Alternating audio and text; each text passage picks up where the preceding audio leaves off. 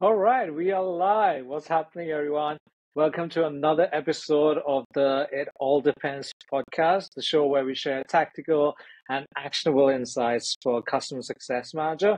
I'm your host, Prashant, and I'm stoked to have you joining us today. So my guest today is a super cool dude. In addition to being an exceptional CSM at Drift, of course. So he was even named the top CSM earlier this year at Drift. So he knows what he's talking about. He's obviously an outdoor guy living in the mountains, whether that's snowboarding or just chilling around.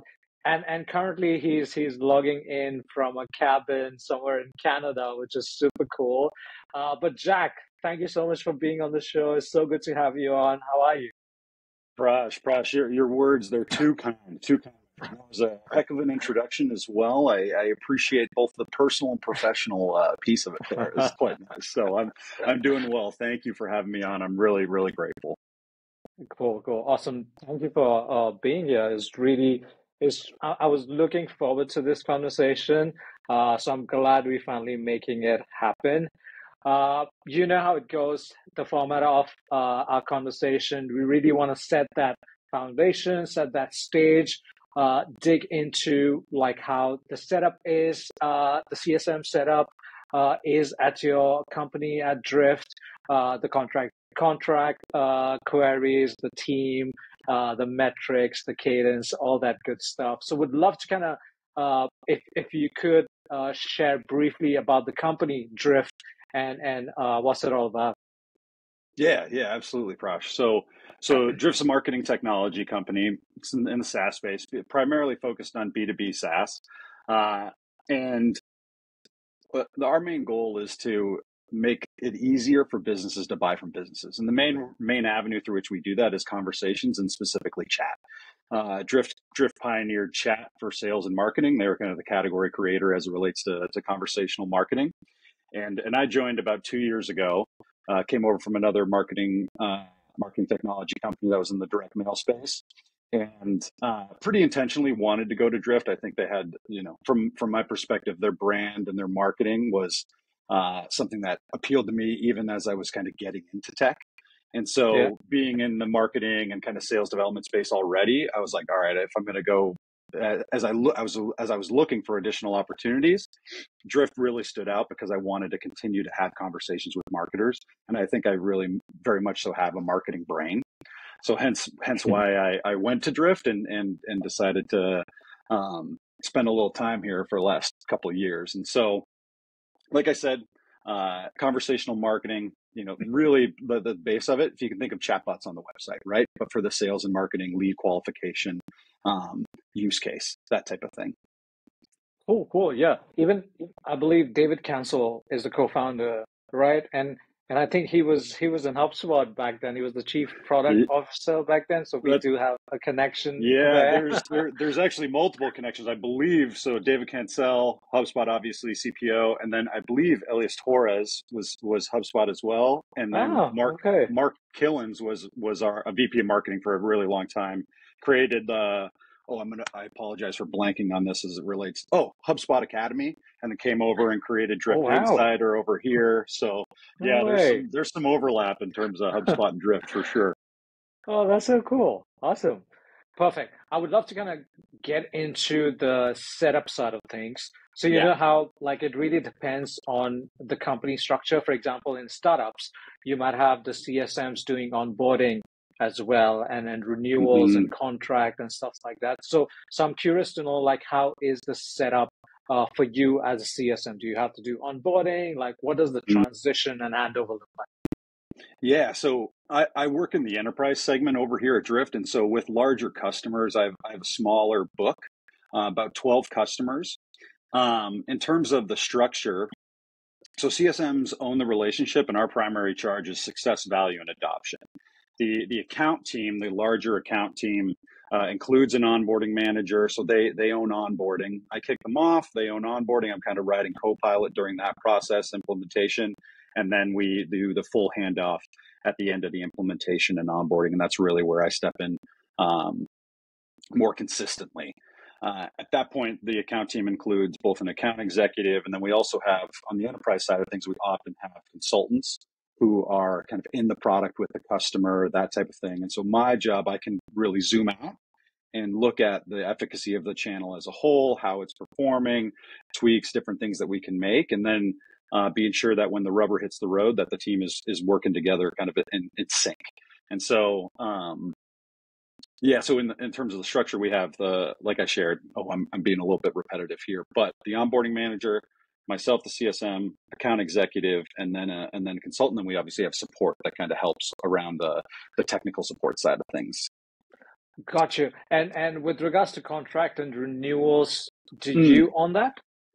So no, I am measured on gross dollar retention, net dollar retention, but we also have renewal managers, that type of thing. So a pretty distinct bifurcation of roles within Drift is that the CSM is helping you utilize what you bought and Right. nothing more, and I'm not, the only time I would ever quote unquote pitch something is if I think it would directly relate to the success that they can have. And even in that situation, it wouldn't be something that I would push heavily on. It would just be, kind of for your information. And then that's information that the account executive, and then when they're having the commercial conversation with the renewals manager, that kind of thing, where we can right size to what they're needing based on their strategy, what's been successful, that kind of thing. So I don't carry a quota at all.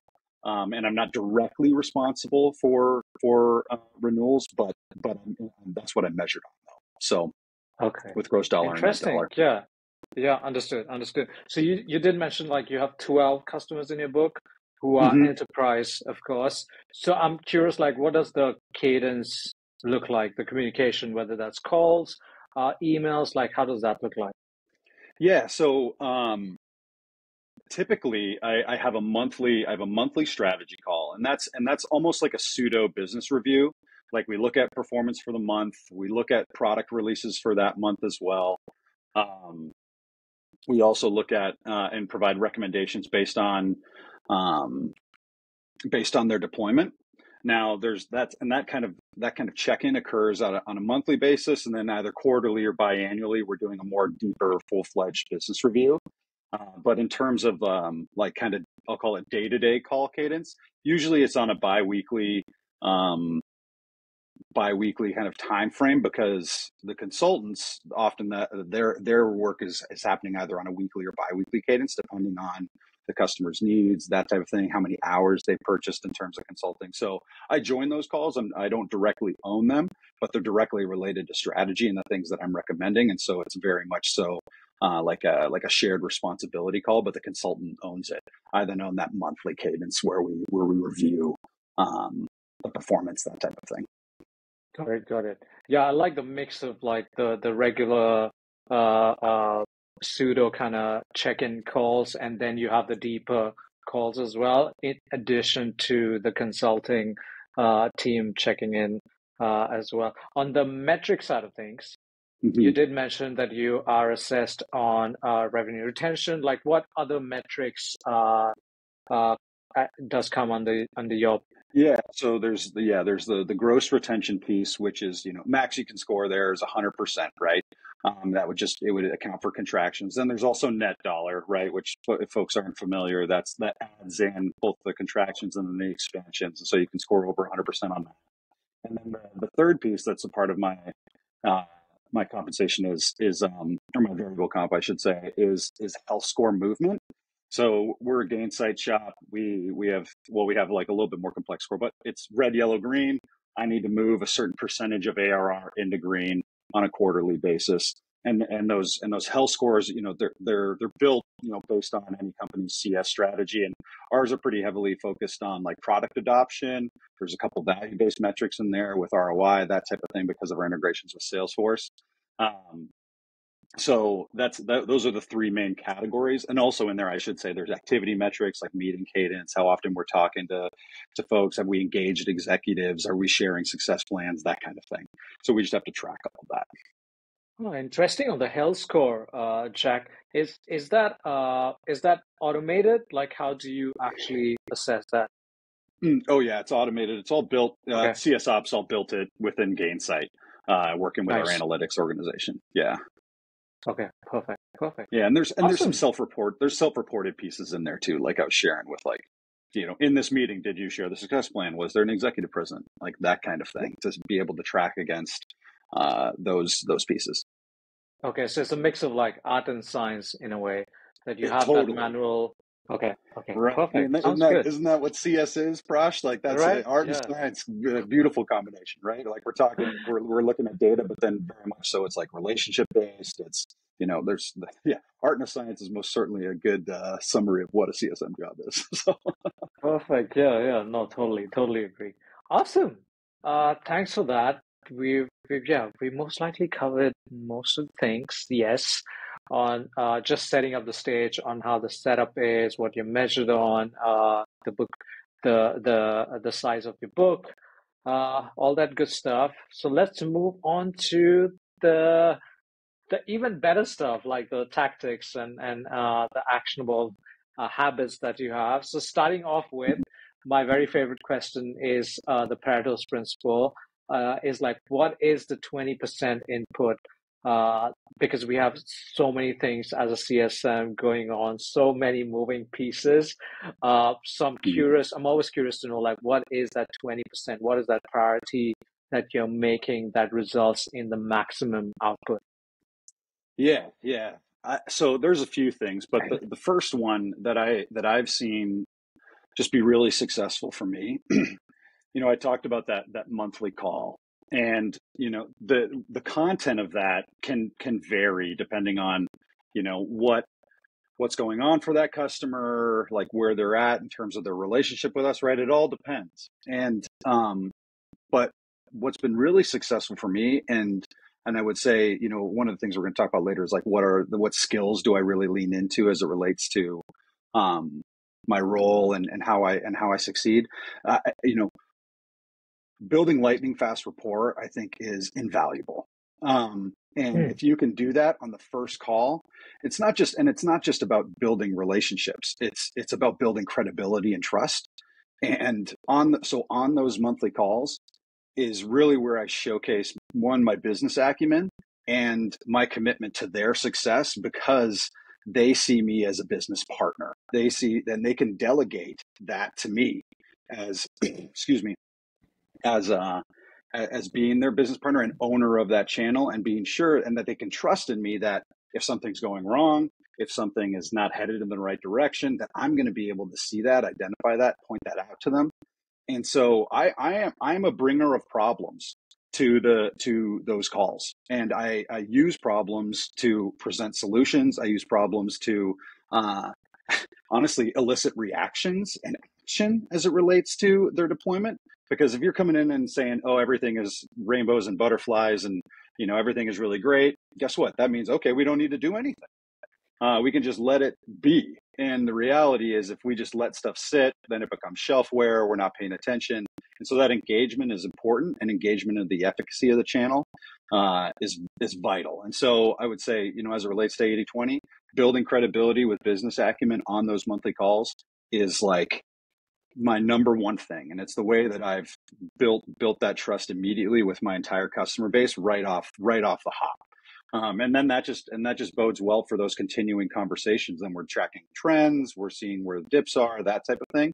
And so that's really where I lean in on in terms of showcasing, I guess, how I can support their business efforts and make their day to day easier, because they don't necessarily need to be, I'll call it, paying attention as much, because they have me, and then I can have that conversation with them and we can build plans together.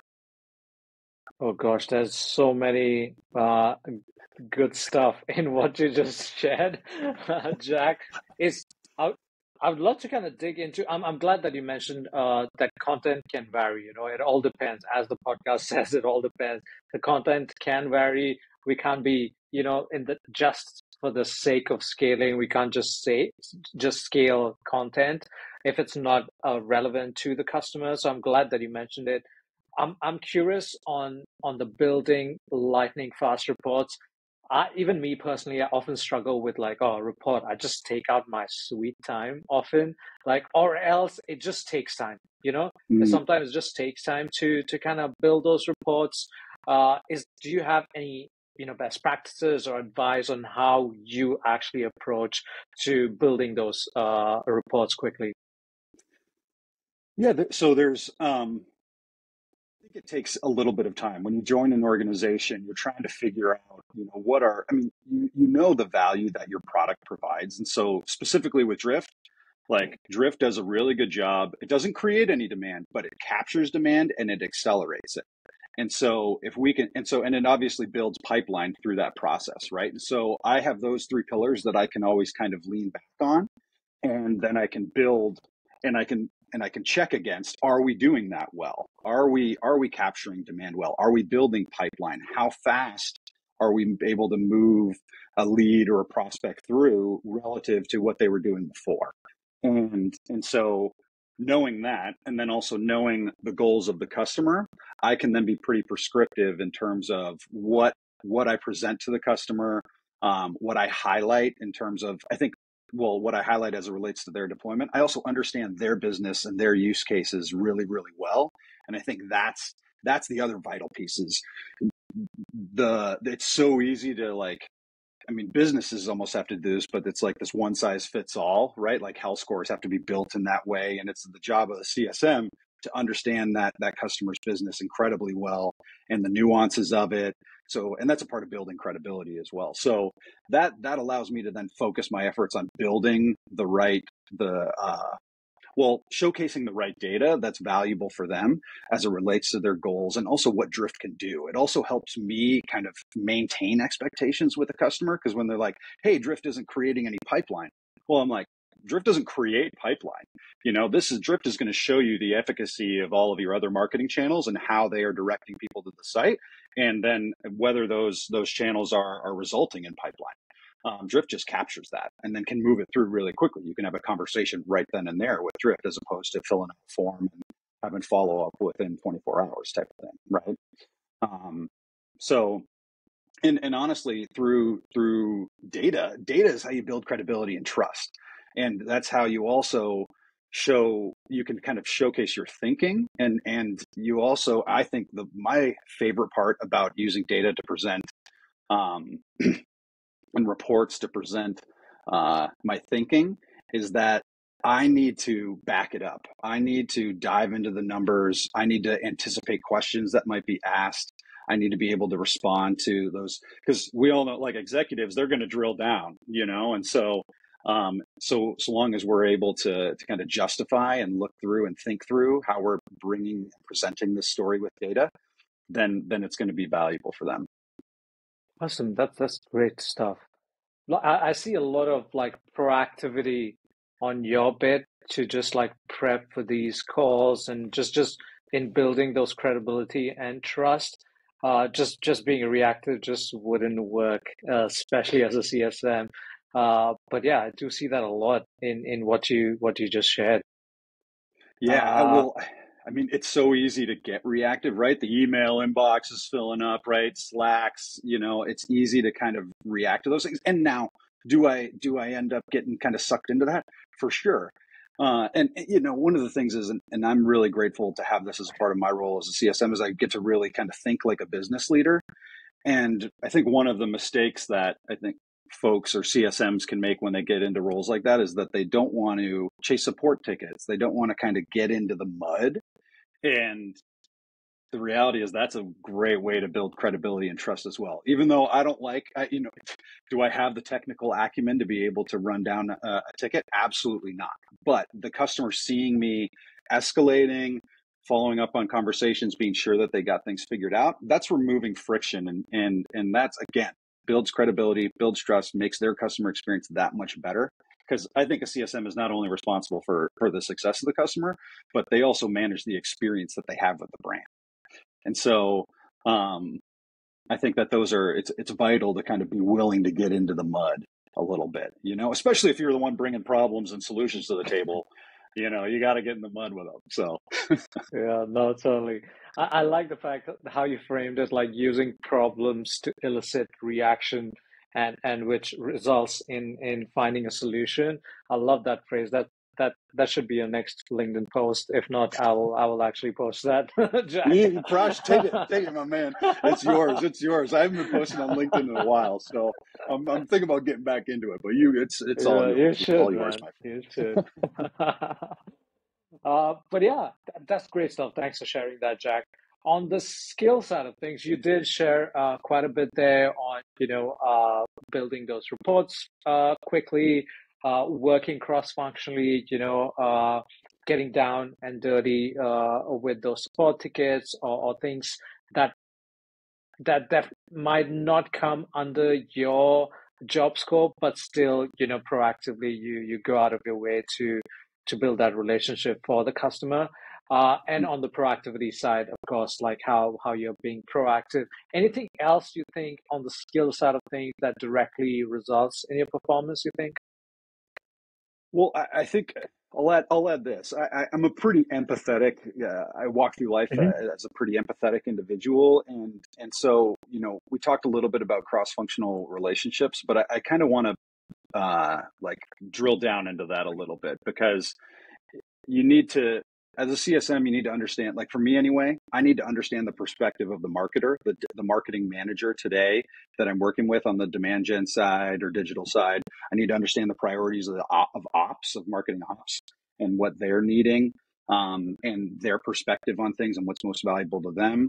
And then also the executives on the customer side of things, but then also internally on the drift side of things, if I don't understand how a salesperson goes about their job, how they prioritize, how they decide what they're going to spend time on, what's an opportunity worth investing their time. These are quota carrying individuals that have priorities. And if they're not ruthlessly prioritizing what they're working on, they're not going to succeed and they're going to be let go. And so the stakes are high. And I think operating within and knowing how they work best allows me to run into way less friction in terms of working with them. I'll also add that product cross-functional relationship, like me specifically working with an enterprise book of, a small subset of customers. I want my customers to feel like they're on the bleeding edge of innovation with working with Drip. And so on those monthly calls, I always bring monthly product releases to those. I'm pretty specific around how they would add value for the customer. Uh, and um, and so I think being able to do that both internally and externally really makes the job that much easier, and you run into so much less friction because you're not kind of operating in your purview. You're operating in what's most important for the people around you and their roles, and being able to morph and move with that in order to, and all with the direction of moving towards a successful whatever it may be with the customer, and a good experience as well. So I would say that's something that I really lean into heavily. And also, Prash, just like you and I met, I'm able to build relationships really quickly. I'm pretty informal on calls. I like to joke around. We're all getting on Zoom and we're sitting here on the phone all day in our homes. Like if we got to be at work, we might as well have a good time. And so I like to kind of bring that informal nature to, what typically were pretty formal conversations, I think, in maybe years past, And so I think that's a big piece in terms of just how I'm able to build, I'll call it friendships or just like informal relationships with customers. And I think that just bodes well to make it that much easier to build credibility and trust. Being a fun guy and funny and humorous isn't gonna build credibility and trust, but it most certainly will build a relationship. But that's only half the battle, right? It's if you don't have credibility and trust, then you're not getting anywhere. So I really lean into those two skills pretty heavily in my day to day. Awesome. Like 100% agree on the cross functionality, like whether that's external stakeholders, internal stakeholders, managing that and navigating that is so key. Without like trying our best to avoid any dramas or any misunderstanding. So that's Yes. great. I love the fact I even get that vibe from you just talking to you. Like you're fun, you're chill.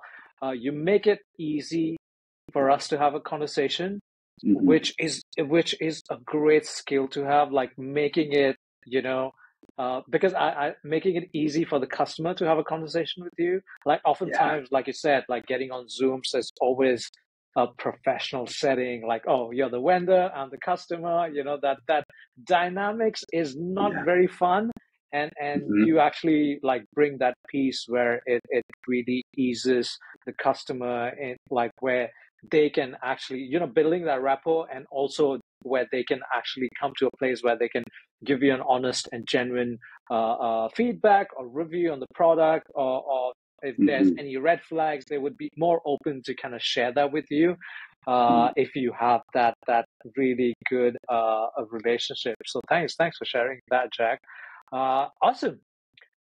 Now onto the habit piece. I love this. Like the interviews I've done so far, it's so interesting. Everyone has like different and really specific habits that they do on their day to day, whether that's their calendar, whether that's grabbing a cup of coffee before a call, things like that. So I'm curious to know like what habits have you developed, whether that's again like coffee or just like I believe you're working from home full time Hmm. most of the time.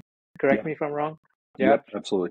So what habits have you developed working from home that has helped you as a CSM? Yeah, yeah. So, I mean, if I'm honest, Prash, I live and die by my calendar. That is, the inbox is easily kind of can get in like filled up, and and I feel like I'm reactionary when I'm in my inbox, and so I pretty intentionally schedule time. Well, I don't schedule time for this, but I don't hop in and out of my inbox. When I go into my inbox, I'm intentionally there, and I'm working on that. Uh, and so I just kind of clean the inbox at that point, and then I'm out of there, and then I'm working on other things. In terms of habits that I have that really help.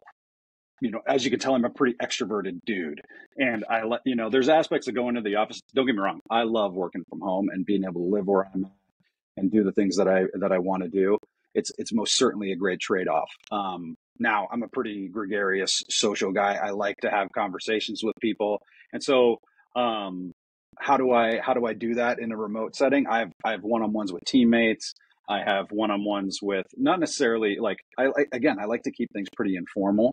And so I have one on ones with teammates. I meet up pretty regularly cross functionally with like my friends in sales, my friends in product, and um, and so like weekly calls with renewals is something that I do regularly, just checking in on the status of that quarter, that kind of thing.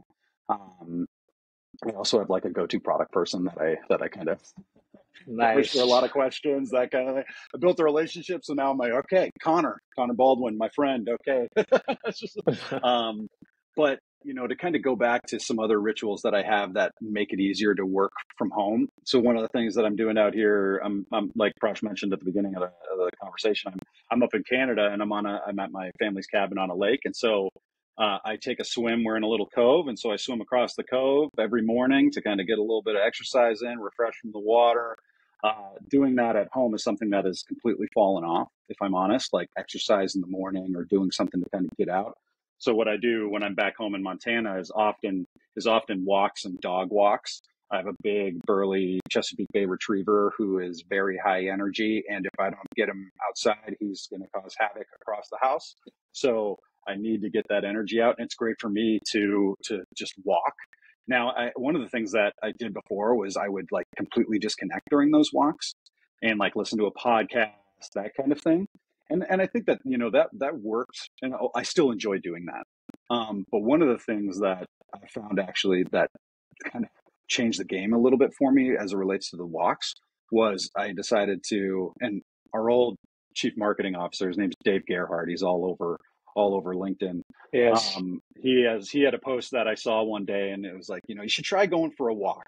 No podcast, no earphones, just you and your monkey mind kind of rattling through things. And I've found that those walks, now that I don't listen to podcasts, you know, there are times where I'm looking to disconnect and I'm not thinking about work, but being able to walk and kind of think through things that I'm going through as it relates to, maybe I'm working on a certain presentation for a customer, or there's a problem that I'm running into with a certain customer that I'm trying to think through how to best navigate.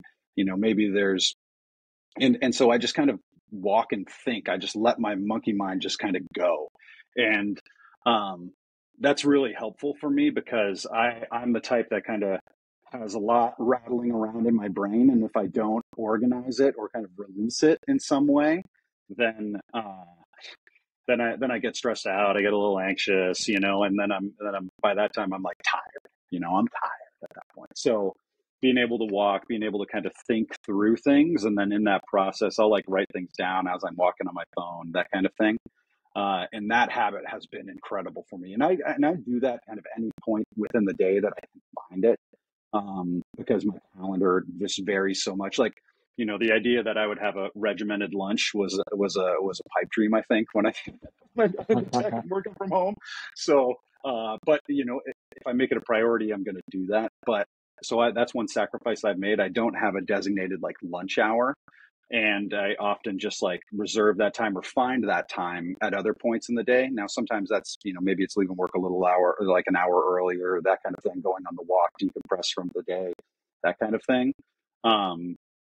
But I pretty intentionally like to keep myself pretty agile during the day and then find those pockets to kind of decompress or think through things away from the computer. That's one of the things that I'm working on getting a little bit better at, is stepping away from the computer and not necessarily thinking of that as not working. Because when I go on those walks and all I do is think about work, guess what? I'm working. So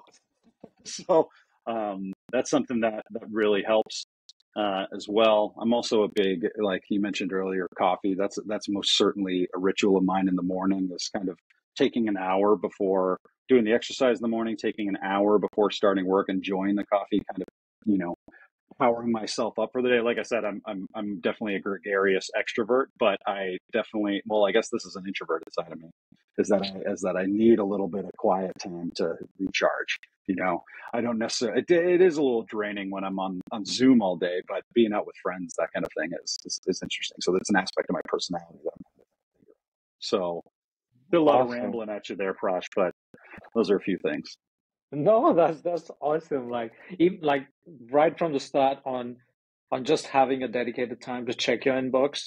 I suck at that. I'm still trying to I always have the Gmail open in the tab, and if I see like, Yeah. oh ding, there's one open email, and then That's I Slack leave for me, Prash. everything that I'm So doing. Yeah. yeah. I leave everything that I'm doing and I'll go check the email. So I'm still learning on that. And really like on the health side of things, whether that's mentally or physically, we definitely need that with the job responsibility that we have. Having that breaks, doing those walks without any tech. I would like to try that out and see how that goes. But that's an interesting one. But thanks for sharing, Jack. Uh, Yeah. so you did mention like previously on the sales, on the cross functionality of like how you work with the product team, with the sales, with account executives.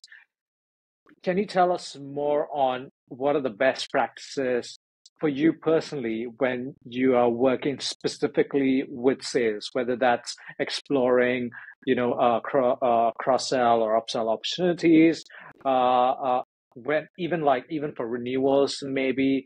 So I'm just curious, like how do you approach that? You did mention that you're very conscious of the quota and on the metrics that they are assessed on. So you have that in the back of your mind. So would love to kind of expand on how your working relation specific to the sales team is. Yeah, absolutely. So, um, I mean, well, I'll say this. I mean, I've my previous job as a CSM, it was a combination of account manager and CSM. So I was responsible for sales and carried a quota, and so I know what that's like. And so in terms of working with sales, a couple things that I really lean in on. So I work with two salespeople. I work with an account executive who owns all of the cross sell, upsell, expansion, and then I have a renewals manager who focuses on the renewals. And so I actually have, well, I'll say this, with like the macroeconomic climate being what it is, like there's been a lot more focus, and how I prioritize is very much so related to like upcoming renewals. And I've had to get a little bit more, I'll call it like detailed or consistent in terms of how I'm actioning and working those. And so I mentioned it earlier, but I have a weekly call with the renewals managers and the account executives that are on the accounts that are renewing that quarter or the next quarter. And we check in weekly on the status of those renewals, where they're at. I'll speak specifically on renewals, where those are at, what they're needing. For very much so, like, sales relies on me to be able to get the data to tell the story, to showcase the success that they've had, the opportunity that exists, all of that. And so it's very much so a reliant relationship on one another, because I need them to sell and they need me to support with the story, right? And if a customer isn't successful, they're not going to buy more, they're not going to renew, right? So it's directly related. And so I check in with them. I ask, is there anything they're needing? What sort of data do they need in order to tell a story? What is procurement asking for? And being able to go and get that data to be able to showcase that story. I mean, Drift being a marketing technology product, I mean, you know this. The ROI piece is huge, and being able to have data to showcase not only ROI, but how the efficacy of channels and telling smaller stories around different success and that kind of thing. So I lean in on that. That's been really beneficial for me with that weekly call. I also have monthly check-in. So account executives, renewals managers come in at the time of renewal, 3 to 6 months in anticipation of the renewal. Account executives are assigned to accounts throughout the life cycle of the customer. Now, they're not day-to-day managers of the relationship or anything like that, but they are strategic commercial owners. And so I meet with them monthly on the accounts. And in terms of like the variance, like, my 12 customers, I have one account executive that is on 3 of them, and that's probably the max. Otherwise it's like 1 or 2. And so I have monthly cadences with all of them, and they also join my monthly strategy calls when they can. They definitely join the business reviews, obviously, and we just check in on the status of things. And it's it's part informal, just kind of checking in on where they're at and how their experience is going so far, what they're running into, what sort of blockers they have, what they're focused on right now. And then I can properly kind of, set the stage for what we're doing with this customer and where things are at in terms of health, and if I need their support on anything, that kind of thing. And so having regular meetings with sales and understanding what their priorities are and what they're dealing with on a day-to-day basis allows me to lean on them in ways that they'll be more receptive to. Because sometimes you go try to lean on sales and they're like, "No, Jack, I'm working on this." And it's like, okay, that's cool, And so I think just having a better understanding of their experience, not just on the day-to-day basis, but like kind of where they're at, allows me to it just allows me to better build a relationship with them and have us be aligned in terms of the customer and what they're needing.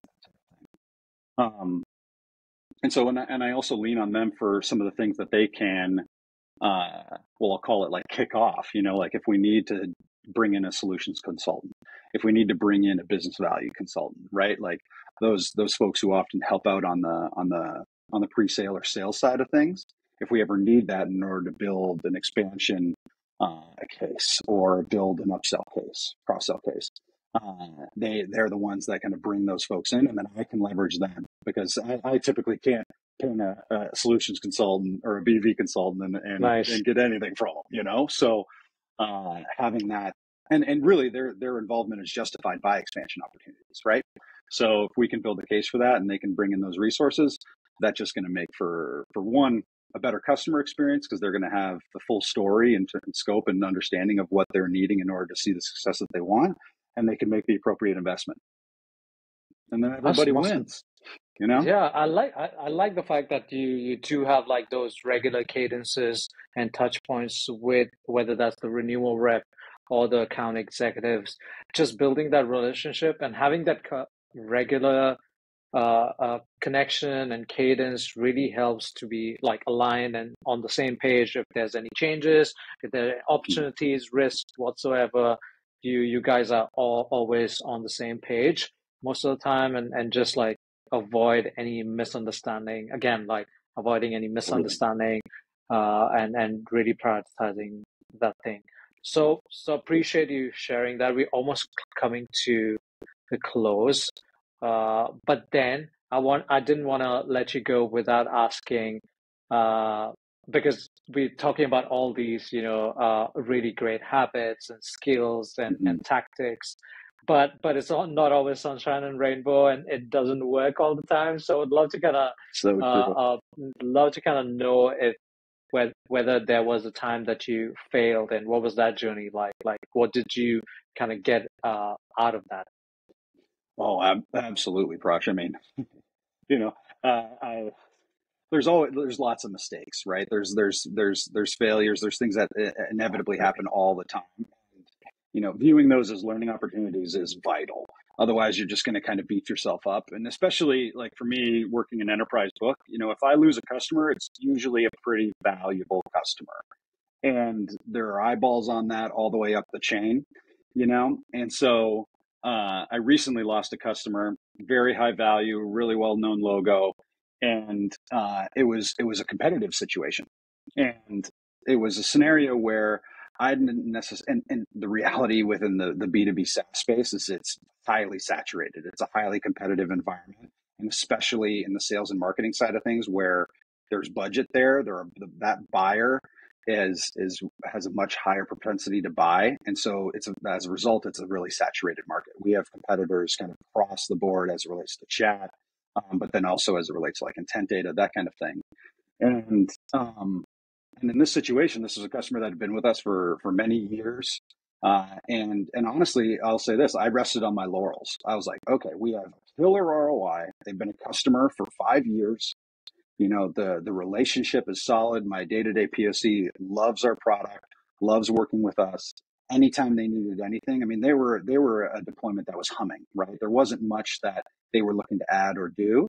Um, so I was very much so just trying to make things easy, and they were bringing things up of a competitor. Hey, do you have this functionality, or can you do that? And if I'm honest, I didn't address that risk appropriately, and just kind of rested on like, oh yeah, killer ROI, 5-year customer, like they're committed to Drift, we're committed to them. And so when we lost them and they shared with us that they were going to be churning, as I reflected back on it, there's a few things. One, like I said, I rested on my laurels. Two, I didn't give enough credibility or like credit to the marketplace and the competitors that exist within it and the ways that they are innovating. And so one of the big learnings that I had was, especially working in enterprise book, this is where I was like, okay, I need to lean in on the product relationship side of things. I need my customers, our customers, to feel like they are on the bleeding edge of innovation when working with us. And the only way to do that is to be consistently, one, getting them involved in betas, having conversations about recent product releases, talking to executives about what matters to them, inviting them to customer advisory boards. And this experience really prompted me to build deeper relationships across product, and using our product vision to better position ourselves long term with customers. Because it's easy to say, oh well, can you do this? Well, can you do this little one thing?